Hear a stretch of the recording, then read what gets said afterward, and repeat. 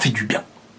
Ça fait du bien, on se régale, on est en train de vivre une très belle progression, les individualités sont collectives, c'est une équipe, on connaît de plus en plus le positionnement, les joueurs se reconnaissent, de l'intensité est mise, le pressing collectif. Mbappé qui laisse un péno pour Vini qui rate le péno, mais on va essayer d'expliquer, je vais essayer de vous donner mon point de vue sur tout ça. Victoire 4-0 je crois du Real à domicile contre un Valence complètement inoffensif. Et on le sait, Valence c'est pas au niveau, c'était les 18e pendant le match. Globalement, c'est l'équipe c'est une formalité. Et là-dessus, il n'y a pas de débat. On n'est pas là pour dire t'as fait la performance du... Non! Mais qui es-tu après ce classico? Qui es-tu aujourd'hui par rapport au début et à l'année dernière? Comment tu crées une entente? Les individualités se retrouvent-elles? Le lien entre Vini et Mbappé? Etc., etc., etc. Dans quel état d'esprit tu es aujourd'hui? À quelle position tu es? Dans quel état d'esprit tu vas affronter Liverpool à Anfield? Toutes ces questions-là. Un match comme ça, il te sert à ça. Si t'es deuxième, t'as je sais pas combien de points de retard face au Barça, que tu joues ce match, que tu le gagnes 1-0, 2-0, 3-0, ok. Mais là, en fait, t'as besoin d'affirmer des choses. T'as besoin d'affirmer ta supériorité que t'es en train de prendre sur la Liga, ton après-classico, tout ce que je vous ai dit, quoi. Alors, par quoi commencer, les gars? Doublé d'Mbappé, le doublé du Kicks, un penalty transformé, une passe de Monsieur Güler et une justesse... dans la finition, hein, numéro 9, quoi, Kylian n'est pas capable de jouer numéro 9. Non, parce que, en fait, ça cherche les mots, quoi, quand ça veut dire des trucs négatifs sur Kylian depuis un certain moment.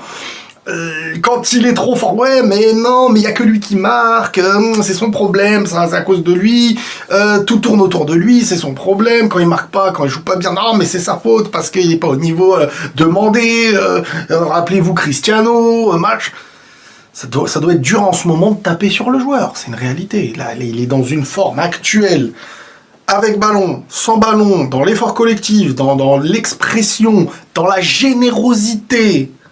Parce qu'il faut aussi parler du penalty qu'il donne à Vini, que Vini rate. Mais je vais vous dire un truc. Je l'ai dit sur les réseaux, ça a fait un peu de débat entre nous. Je préfère un penalty raté malgré tout de Vini que Mbappé reprend ce penalty, le tire et le marque. Je préfère le geste qui a été fait pour Vini, qui favorise quelque chose pour la suite et pour le groupe. Non, pas ce qui est en train de se passer, les gars. On a un Real Madrid qui recommence à gagner des classicos. Un Real Madrid qui recommence à gagner des matchs sur des gros scores, sur des gros résultats. Un Real Madrid qui est en forme. Un Real Madrid qui enchaîne des victoires, 6 victoires consécutives. Je vais pas vous mentir, les gars. Ce Real me fait penser au Real Madrid 2023-2024. Et ça, je peux vous dire que ça me plaît absolument pas. Ça me fait absolument pas plaisir, les gars. Et je vous le dis, je suis pas du tout serein quand je vois ce Real, les gars. Clairement. Bon. Peut-être l'avantage, le point positif qu'on peut souligner, c'est qu'au moins maintenant, quand on voit ces matchs du Real Madrid, il y a moins cette frustration. T'es moins frustré par rapport au match du Real Madrid. T'es déçu. Ah, c'est sûr et certain, vraiment, il y a une vraie déception, t'es dégoûté, ça on peut le dire.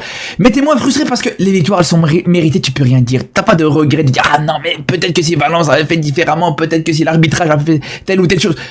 Dans tous les cas, le Real aurait gagné ce match. Dans tous les cas, ce Real est totalement inarrêtable, les gars.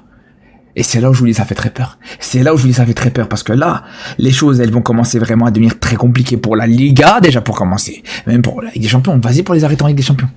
Quand ils sont ce niveau-là, je vous dis les gars, on a l'impression de voir le Real Madrid 2023-2024 avec une version un peu plus améliorée parce que t'as Mbappé en plus de Bellingham, en plus de Vinicius, en plus de tout ça qui apporte une certaine plus-value. Mais on va y revenir les gars, on va en reparler de ces joueurs-là. Mais tout ça pour dire. Ah, moi, il y a une chose que j'espère. c'est pas que j'espère, c'est qu'on est obligé, les gars. Là, maintenant, t'as plus le choix. C'est que demain, il faut absolument, les gars, que Yamal se réveille. Il faut absolument que demain, Yamal se débrouille pour sortir un gros résultat. Voilà, maintenant, je vais faire une petite parenthèse par rapport à ça, les gars. Ouais, il y a eu sa rupture avec sa copine, tout ça, c'est une chose. Mais là, les gars, tout repose sur Yamal. Pedri est blessé, Rafinha est blessé, tout ça. Tout repose sur Yamal pour continuer à accrocher le Real Madrid. Quand je dis accrocher, c'est encore vraiment accrocher de loin, parce que t'es encore à 5 points. Mais si demain, le Barça n'arrive pas à gagner ce match, mais je vous le dis, mais c'est terminé. C'est terminé. Tout espoir de gagner cette Liga est terminé, est foutu, est terminé, les gars. Bref. Pour revenir à ce match du Real Madrid, comme je vous dis, voilà, l'arbitrage, tu peux même pas discuter de l'arbitrage, tu peux discuter de rien du tout, même si au final, encore une fois, on peut se rendre compte qu'il y a toujours cette fameuse zone grise qui finit toujours par flancher en faveur du Real Madrid, mais quand t'as un Real qui est bon comme ça, t'as un Real qui fait des gros matchs comme ça, qui mérite de gagner, qui fait des gros scores, qui fait des belles choses, tu peux rien dire. Tu peux absolument rien redire, c'est clair et net. Parce que ouais, voilà, est-ce qu'il y a penalty ou pas sur cette main du défenseur de Valence? Ça peut s'excuter parce que voilà, la main il la met à bout portant, c'est une main totalement involontaire avec l'impulsion qui prend pour faire ce saut, pour avoir cette détente. Et voilà, dans le règlement, quand t'as une main comme ça qui arrive sur un ballon comme une tête ou une frappe à bout portant, normalement c'est pas sifflable. Mais malgré ça, les gars, on va pas se mentir, franchement, c'est totalement anecdotique. C'est totalement anecdotique parce qu'on le sait très bien, quand t'as une équipe comme ça, quand t'as un gros adversaire, quand t'as une grosse équipe qui bénéficie de ce genre de situation, généralement c'est souvent bénéfique pour des équipes comme le Real Madrid, comme des fois aussi ça peut flancher en faveur du Barça, les gars, faut être honnête par rapport à ça. C'est arrivé plusieurs fois où le Barça s'est fait favoriser par l'arbitrage cette saison face à des équipes plus faibles, tout simplement. Et même par rapport à l'action juste derrière, bon, on sait pas au final, hein. Est-ce que c'est la main du défenseur de Valence, c'est la faute d'Mbappé qui donne ce penalty, on sait pas. En tous les cas, comme je vous dis, voilà, c'est des situations un petit peu ambivalentes, un petit peu ambiguës, mais qui sont absolument pas scandaleuses, les gars. Donc c'est pas aujourd'hui qu'on parlera de l'arbitrage. Madrid l'emporte aujourd'hui 4-0 à domicile face à Valence. Top performance de la part des Madrilènes avant de se déplacer sur le terrain des Reds à Liverpool. Aujourd'hui, c'est un Real qui est quand même non seulement premier de la Liga, mais au-delà de cela, qui vient de sortir d'une très belle semaine. Une semaine où le Real a battu le Barça. Faut pas l'oublier, le Real a gagné le Classico. Le Real a pris quelques points d'avance sur le Barça. Au-delà de cela, Kylian Mbappé a récupéré son premier soulier d'or, ça fait plaisir, c'est bien pour le Kicks. Bon, il y en a qui vont se plaindre en disant que oui, c'est vrai, le coefficient, machin, Gyökeres avait marqué plus de buts et tout, c'est comme ça, mais bon, le coefficient, il est comme ça depuis des années, hein. C'est pas comme si le coefficient, il a changé l'année passée. Donc du coup, à un moment donné, faut accepter les choses telles qu'elles sont, il faut rendre à César ce qui appartient à César. Et en ce moment, le trophée de soulier d'or, il appartient à qui? À Kylian Mbappé. Le Real fait sa cérémonie, ils ont le droit de faire leur cérémonie. Si tu es fan du Real, tu applaudis, tu passes à autre chose. Si t'es pas fan du Real, ne regarde pas, ne te fatigue pas. C'est aussi simple que cela. Donc du coup, dans une semaine aussi où il y a de la polémique, pourquoi? Parce que Vini, la dernière fois, il est sorti, il est fâché. Vini, qui t'a fâché? Vini, il se fout des gens. Vini a dit qu'il ne veut pas qu'on le change. Vini a dit, ouais, je suis fâché et tout cela. Après, Vini est venu sur les réseaux sociaux pour dire, non, je suis désolé, les gars, vous savez, c'est les émotions, c'est pour cela que j'ai réagi comme ça. En réalité, je voulais pas réagir comme ça. Vous savez, j'aime tellement l'équipe que c'est pour cela que machin. Donc, Vini est venu faire son mea culpa. On se demandait, est-ce que Xabi Alonso va mettre Vini titulaire ou pas face à Valence à quelques jours d'un déplacement à Liverpool. Vinicius est titulaire sur le terrain aujourd'hui et Vini sort une très belle performance, encore une fois. Un Vini, franchement, super intéressant. Il colle la ligne sur le côté, vu qu'il est obligé de coller la ligne, parce que dans tous les cas, s'il ne colle pas la ligne, il y a un autre qui va venir déshonner. Le déshonneur des déshonneurs. Le champion des déshonneurs. Le Pichichi, le meilleur buteur du championnat. Je parle là de Kylian Mbappé. Passe son temps à déshonner. Donc du coup, ça fait plaisir de voir Vini coller la ligne de l'autre côté et être un tout petit peu seul en isolation. Le ballon arrive, il est en 1 contre 1. Il fait la misère. Il fait la misère à son latéral. Thierry a failli mourir. Rioja, je sais pas quoi. Tous là, ils ont failli mourir aujourd'hui. Il était là en train de faire les crochets à gauche, les crochets à droite. C'est un Vini qui a été virevoltant. C'est un Real Madrid qui joue très très bien. C'est un Real Madrid qui se gère. Avec qui? Avec Jude Bellingham. C'est super intéressant. Jude Bellingham, il y a quelques semaines, quand il revient de blessure, on se pose des questions à savoir, est-ce que le retour de Jude Bellingham est pertinent ou pas? Comment Xabi Alonso va réussir? Pas est pertinent ou pas. Comment Xabi Alonso va réussir tactiquement à faire jouer Jude Bellingham de manière pertinente dans cette équipe-là? C'était ça la question qu'on avait, en fait, il y a quelques semaines. Comment est-ce qu'il va réussir à faire jouer Bellingham, Arda Güler et tout ce qui s'ensuit? Ils ont fait un Classico et franchement, ils ont été très très bons. Cette intensité-là qu'ils ont amenée dans le Classico, c'est la même intensité qu'ils ont amenée face à Valence. Cependant, Valence est beaucoup plus faible. Donc du coup, c'est un Real Madrid qui était beaucoup plus à l'aise. Franchement, en première mi-temps, j'ai envie de dire, c'est presque une top performance, c'est presque une masterclass de la part du Real Madrid aujourd'hui face à Valence. Ils étaient en contrôle du match. J'ai pas vu Valence. Valence peut pas sortir.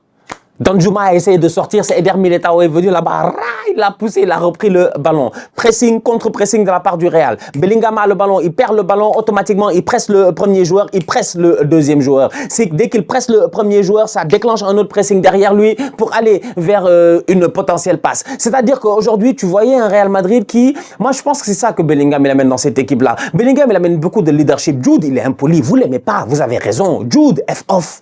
1, 2, 3, regarde les gars, F off. F off. La dernière fois, c'est le Classico, il dit à Pedri, je sais pas quoi, même avec Negreira, t'auras pas de carton rouge. C'est-à-dire que Jude, c'est un Anglais, c'est un Britannique. C'est un Britannique, je vous l'ai dit.